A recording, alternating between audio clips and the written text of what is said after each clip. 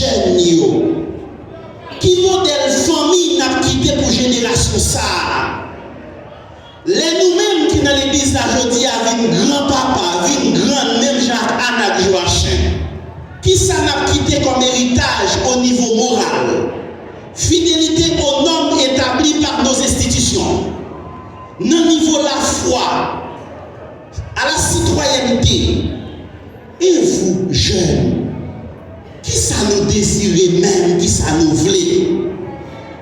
Jeunes, parents et responsables de société, écoutons l'enseignement de l'Église sur l'importance à donner à notre corps. L'histoire d'Anne et de Joachim qui nous donne la Sainte Famille, Marie, Jésus et Joseph, est le terrain fertile de compréhension du mystère de l'incarnation. Celle qui constate que le Verbe s'est fait chair est l'un des piliers de notre foi chrétienne, valorisant notre corps, temple de l'Esprit Saint. Le corps a sa valeur et mérite d'être respecté et maîtrisé. C'est peut-être dans cette ligne d'idées que nous devons comprendre le philosophe Michel Foucault quand il a mis en évidence l'importance de la mortification de la chair en vue du salut. Le mépris du corps, tout comme la peur de celui-ci et de la sexualité, n'est pas biblique et ne correspond pas non plus à ce que l'Église enseigne. Au contraire, en théologie chrétienne, le corps est bon. Tout ça, mon Dieu, t'est fait, l'était bon. Et constitue la personne que Dieu a créée, précisément à son image. Même si cette ressemblance est plus parfaite quand nous parlons de la dignité même de la personne, son humanité. Car toute la culture médiatique actuelle porte à penser que l'éthique chrétienne s'oppose à l'épanouissement de la sexualité. C'est pas vrai. Le cardinal Lustiger s'est élevé avec force, et je vous rapporte ces paroles dans une interview donnée à un grand hebdomadaire. Il dit ceci: le christianisme a toujours défendu la dignité du corps. Or, curieusement, on lui fait le reproche de mépriser le corps. C'est de le confondre avec le puritanisme anglo-saxon.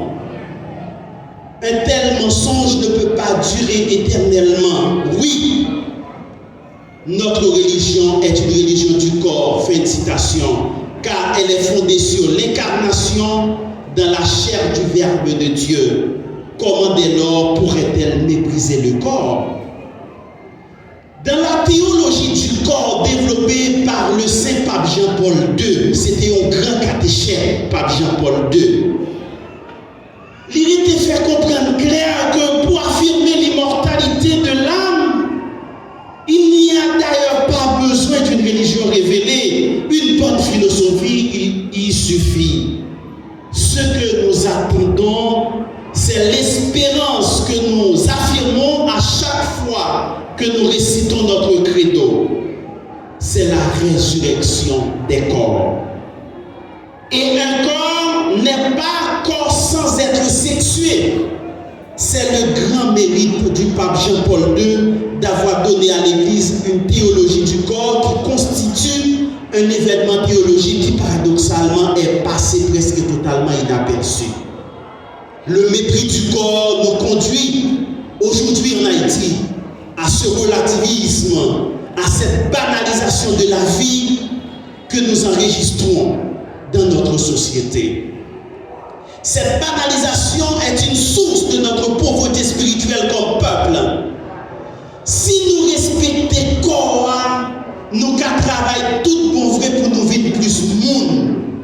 Or, nous le savons bien, vivre monde, être humain, c'est le premier pas vers la sainteté. Ou pas qu'à vivre saint, sont pas monde d'abord. Or, pas foutu à le bon Dieu, sans pas saint. Du coup, le premier pas reste ici, être humain, pour nous vivre plus monde chaque jour. Que notre société se réveille. C'est en préservant leur corps et le corps de leur fille Marie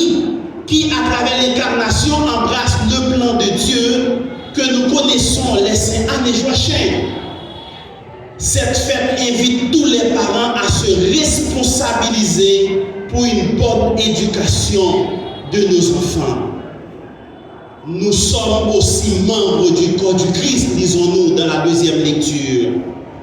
Cet appel est valable pour nous aujourd'hui compte tenu du contexte dans lequel Paul s'adressait aux Corinthiens et celui dans lequel ce message nous est parvenu aujourd'hui. Il s'adresse aux Corinthiens, réputés pour leur relâchement moral. Il suffit de se le rappeler de cette expression française qui dit vivre à la corinthienne. Pas besoin de rester à expliquer, nous tout comprendre. À l'image de Anne et Marie, chacun doit s'engager en reconnaissant que son corps peut être destiné à une plus grande vocation au-delà de son projet personnel. Pour cela, je dois le préserver. Je ne peux pas me préoccuper de sauver mon âme en négligeant mon corps. Je suis entièrement membre du corps du Christ qu'est l'Église. En préservant mon corps, je préserve l'Église et les membres dans un souci de charité fraternelle. C'est mon amour pour le Christ et pour l'Église qui m'oblige à préserver mon corps. Le corps humain doit être élevé à la hauteur de sa dignité, tel qu'il a été voulu par Dieu.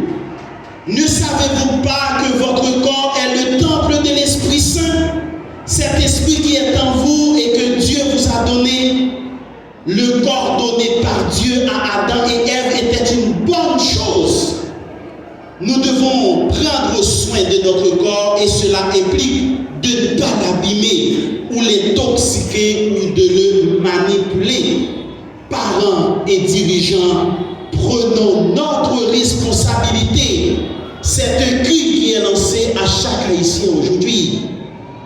Dieu nous appelle à ne pas utiliser notre corps pour commettre le mal. Bon Dieu, pas dans nos corps ça pour nous pratiquer violence et pièces forme de méchanceté.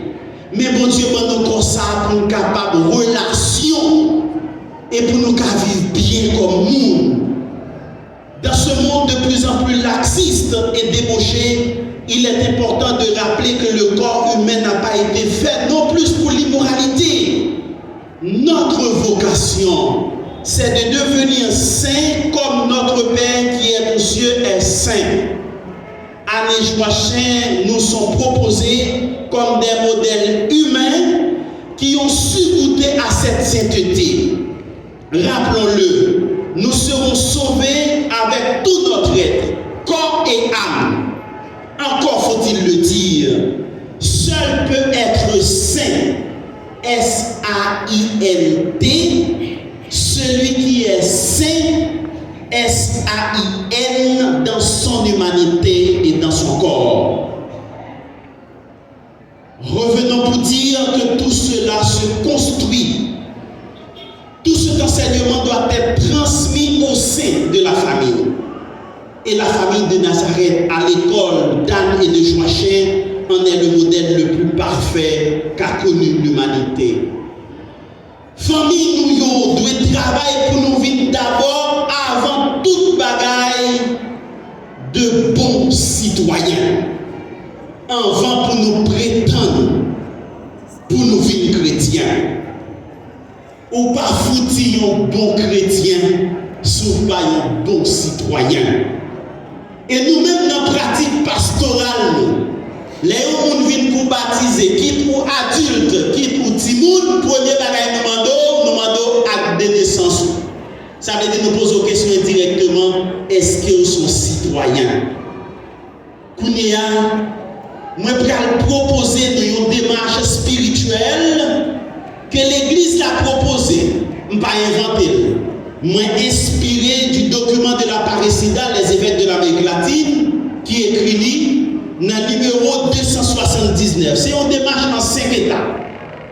Moun qui doit être chrétien, il doit être un bon citoyen. Et premier pas pour ça, c'est reconnaître que chaque monde qui a nous recevoyons appel de Jésus-Christ. L'appel à être disciple du Christ. Appel ça ou qu'à recevoir à travers parole mon Dieu à attendre chaque jour. À travers un frère qui n'a nécessité de rencontrer. Un pays qui invite ou engagé pour le bien des générations futures. À développer le sens du bien commun contre la compétition individuelle égoïste. J'ai bien dit oui, égoïste. Contre la pratique ramassée vite égo. Mais ce qui est crucial à cet appel, nous devons donner une réponse. Kounia, est-ce qu'il n'a répondu oui ou bien n'a répondu non à appel ça ou bien à faire omission?